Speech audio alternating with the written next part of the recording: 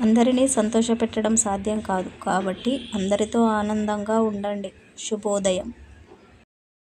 స్నేహంలో స్వార్థం ఉండకూడదు. ప్రేమలో షరతులు ఉండకూడదు. చెడ్డవారితో మాటలు కలపకూడదు. ఓటమి ఎరుగని వ్యక్తి కన్నా విలువలతో జీవించే వ్యక్తి గొప్పవాడు.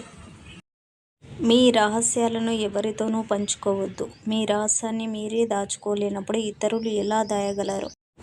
గెలవగలననే నమ్మకం లేనివాడు ప్రారంభించడానికి ముందే ఓడిపోతాడు. శుభ మధ్యాహ్నం. కలిసి బతికే ప్రేమల కన్నా తలుచుకొని బతికే ప్రేమలే ఎక్కువ ఉన్నాయి మన చుట్టూ. మూర్ఖులతో వాదన ముఖంపై వాలిన దోమను కొట్టుకున్నట్లే. దోమ చచ్చినా బ్రతికినా మన ముఖాన్ని మనం కొట్టుకోవడం ఖాయం. మీరంటే ఇష్టమున్న వాళ్ళను ఎప్పుడూ అశ్రద్ధ చేయకండి. వాళ్ళు వెళ్ళిపోయిన తర్వాత తెలిసొస్తుంది వజ్రాలను దూరం చేసుకుని రంగురాళ్ళకై వెతుకుతున్నామని. మన చుట్టూ ఉన్న చాలామంది చుట్టూ ఎవరూ లేనప్పుడు మాత్రమే వాళ్ళలా ఉంటారు. నిజమే కదా?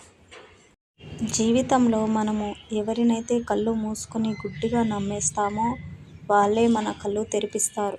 నిజమే కదా? Thank you watching. Please subscribe.